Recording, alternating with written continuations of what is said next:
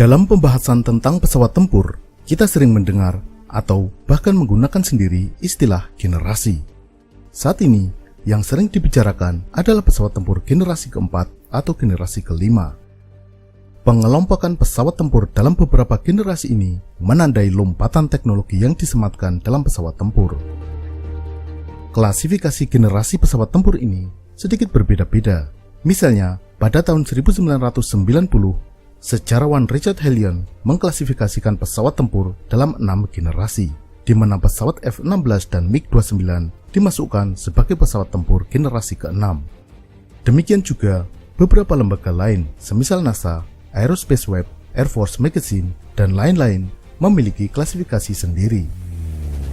Namun, saat ini yang diterima secara luas dan umum digunakan adalah mengklasifikasikan pesawat dalam 5 generasi, dan generasi ke-6 masih dalam pengembangan. Berikut ini adalah klasifikasi generasi pesawat jet tempur yang digunakan secara luas. Pesawat tempur generasi pertama adalah jet tempur pada masa awal, yakni pesawat terbang tempur yang menggunakan mesin jet, menggantikan mesin piston dan penggerak baling-baling yang digunakan pesawat terbang sebelumnya. Pesawat jet tempur generasi pertama mulai muncul pada akhir masa Perang Dunia Kedua. Jet tempur generasi pertama ini sebagian besar menggunakan mesin jet tipe turbojet engine. Meskipun sudah menggunakan mesin jet, namun pesawat generasi pertama masih memiliki kecepatan subsonik. Karena kecepatan yang relatif masih rendah, desain pesawat ini umumnya masih menggunakan sayap tegak lurus dengan badan pesawat. Persenjataan juga masih konvensional. Senjata utama berupa senapan mesin dengan tambahan bom atau roket yang tak berpemandu. Pada masa itu, rudal udara ke udara masih dalam tahap eksperimental. Pesawat yang digolongkan sebagai pesawat tempur generasi pertama diantaranya Messerschmitt Me-262, F-86 Sabre, MiG-15 dan MiG-17, Avro CF-100, dan pesawat jet tempur semasanya.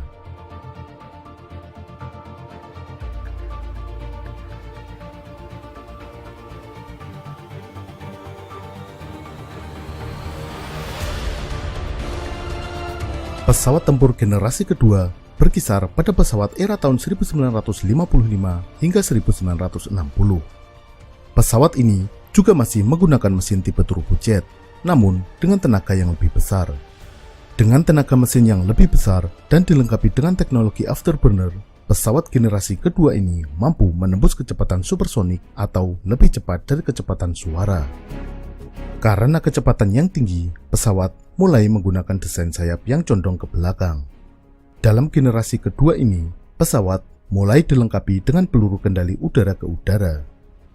Pesawat tempur juga dilengkapi dengan radar, baik untuk mendeteksi pesawat musuh maupun untuk mengendalikan rudal. Pesawat tempur generasi kedua ini umumnya memiliki fungsi tunggal, yakni sebagai pesawat untuk pertempuran udara ke udara. Beberapa pesawat yang digolongkan sebagai pesawat generasi kedua diantaranya F-104, MiG-19, MiG-21, Mirage 3, F-8 Crusader, dan lain-lain.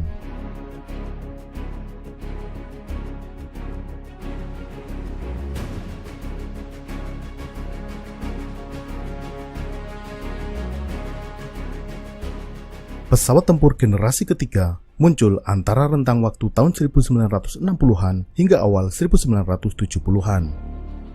Pesawat generasi ketiga ini dirancang sebagai pesawat multiguna. Selain sebagai pesawat untuk pertempuran udara ke udara, juga dapat difungsikan sebagai pesawat serang darat. Untuk itu, pesawat generasi ketiga ini mampu membawa beragam persenjataan, mulai dari rudal udara ke udara, rudal udara ke darat, serta bom pintar berpemandu laser. Avionik dan radar pada pesawat ini juga semakin canggih dibandingkan generasi sebelumnya, meliputi radar Doppler dan terrain warning system yang mampu memberi peringatan pada pilot jika akan menabrak daratan. Pesawat generasi ketiga menggunakan mesin jenis turbofan. Mesin ini lebih efisien dalam konsumsi bahan bakar dibandingkan jenis turbojet, sehingga dengan penggunaan mesin turbofan, radius tempur pesawat semakin bertambah. Persenjataan udara ke udara juga mulai menggunakan rudal udara jarak jauh dengan akurasi yang lebih baik dibandingkan generasi sebelumnya.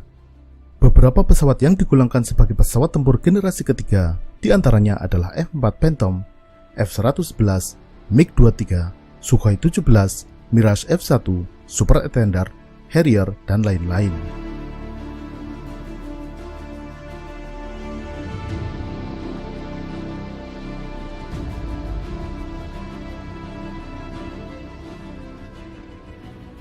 Pesawat tempur generasi keempat merupakan generasi pesawat yang dominan digunakan pada saat ini. Desain generasi keempat banyak dipengaruhi oleh pengalaman pesawat generasi sebelumnya. Misalnya, penggunaan rudal udara ke udara jarak jauh ternyata tidak sepenuhnya mampu menghilangkan pertempuran jarak dekat atau dogfight. Pertempuran dogfight nyatanya masih kerap terjadi. Untuk itu, pesawat generasi keempat didesain memiliki maneuverability atau kemampuan manuver yang lebih lincah. Untuk meningkatkan kelincahan, aerodinamis pesawat dirancang sedikit tidak stabil. Ini berbeda dengan pesawat komersil misalnya, yang memiliki positive static stability. Pesawat akan cenderung kembali ke posisi tegak jika kendali dilepaskan. Pesawat tempur generasi keempat justru sebaliknya, menggunakan desain relaxed static stability. Desain ini menjadikan pesawat lebih lincah, meskipun agak lebih sulit dikendalikan. Maka, untuk mempermudah pengendalian pesawat, teknologi baru yang dipasangkan adalah teknologi fly-by-wire. Peningkatan kemampuan pesawat juga mencakup tenaga penggerak dan sistem avionik dan elektronik. Misalnya, untuk kokpit pesawat dilengkapi dengan head-up display yang memudahkan pilot membaca indikator pesawat tanpa harus mengalihkan pandangan ke dashboard. Untuk mesin penggerak, beberapa di antaranya memiliki kemampuan super cruise yang mampu menembus kecepatan supersonik tanpa harus menggunakan afterburner. Teknologi radar juga meningkat pesat dengan digunakannya radar electronically scanned array yang mampu mendeteksi dan mengunci beberapa sasaran secara bersamaan. Sistem komunikasi pesawat juga sudah menggunakan data link, sehingga tidak hanya menggunakan komunikasi suara, tetapi juga pertukaran data. Meskipun belum sepenuhnya stealth, namun pesawat generasi keempat ini dirancang memiliki radar cross-section yang jauh lebih kecil dibandingkan generasi sebelumnya, sehingga lebih sulit untuk dideteksi oleh radar. Upaya mengurangi radar cross-section ini misalnya dengan penggunaan material komposit dan desain geometri pesawat. Jenis-jenis pesawat yang digolongkan generasi keempat diantaranya F-14, F-15, F-16, dan F-18 dari Amerika. Dari Rusia, ada MiG-29, MiG-31, Sukhoi 27, dan Yakovlev Yak-38. Sedangkan pesawat dari Eropa, misalnya Panavia Tornado dan Dassault Mirage 2000.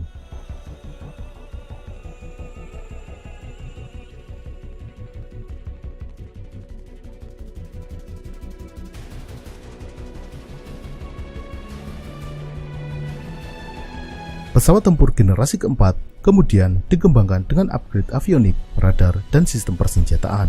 Upgrade pesawat ini meliputi beberapa teknologi yang disematkan pada pesawat tempur generasi kelima.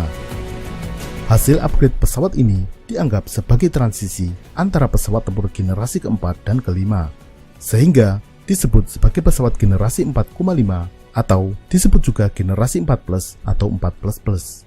Beberapa kemampuan yang disematkan dalam pesawat tempur generasi 4,5 diantaranya adalah integrasi multisensor. Hasil deteksi dari berbagai sensor yang ada di pesawat diintegrasikan menjadi satu kesatuan.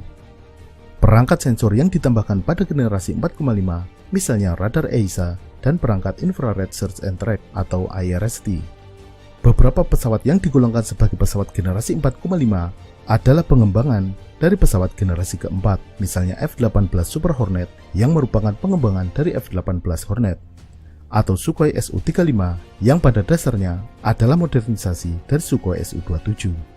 Tetapi, ada juga pesawat yang sejak awal kelahirannya sudah digolongkan sebagai generasi 4,5, misalnya Rafale dan Eurofighter Typhoon.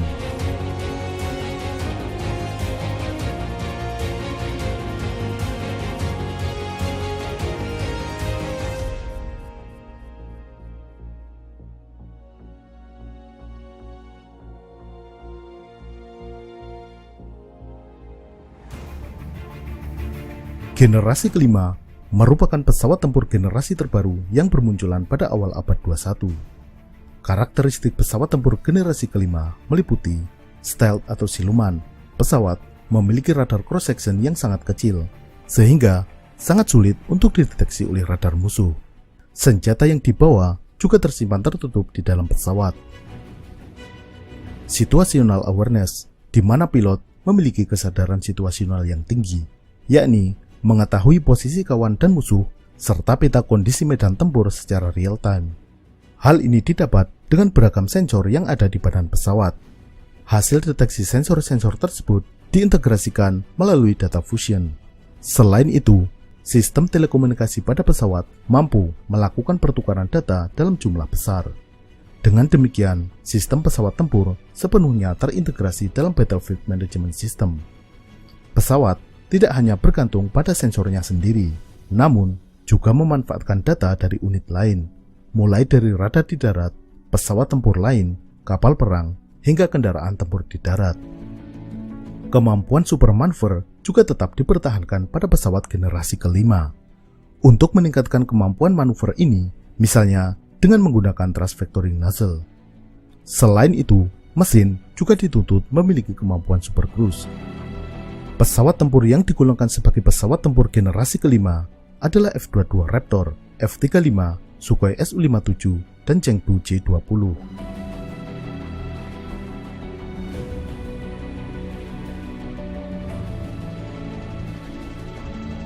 Pesawat tempur generasi ke-6 adalah pesawat tempur yang masih dalam tahap studi dan pengembangan. Pesawat ini dirancang untuk menghadapi tantangan dan ancaman yang akan muncul di masa mendatang, yang saat ini mungkin ancaman tersebut belum ada. Kemampuan apa yang dibutuhkan oleh pesawat tempur generasi ke-6 saat ini masih dalam perdebatan. Beberapa ide yang muncul, misalnya menggunakan pesawat satelit atau beberapa pesawat tanpa awak yang menyertai setiap pesawat tempur generasi ke-6, atau bahkan menggantikan peran pilot sama sekali dengan teknologi artificial intelligence atau kecerdasan buatan. Diharapkan pada tahun 2025, spesifikasi yang dibutuhkan untuk pesawat tempur generasi ke-6 sudah mengerucut dan mulai bisa dikembangkan.